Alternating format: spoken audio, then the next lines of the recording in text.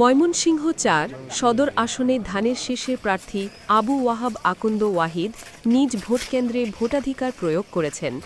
Vote প্রদান শেষে তিনি কেন্দ্রের সার্বিক পরিস্থিতি পরিদর্শন করেন। পরে উপস্থিত সাংবাদিকদের সঙ্গে কথা বলেন তিনি।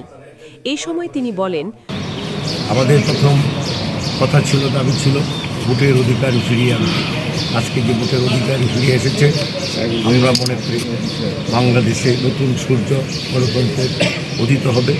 আজকের পরিবেশ দেখে মনে হচ্ছে মানুষ তার জন্মস্থানকে জন্মভূমিকে ভালোবাসে, ভোট স্বাধীনতা সার্বভৌমত্ব গণতন্ত্রকে ভালোবাসে।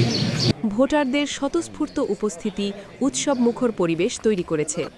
শান্তিপূর্ণভাবে ভোট গ্রহণ সম্পন্ন হবে বলে আশাবাদ ব্যক্ত করেন তিনি।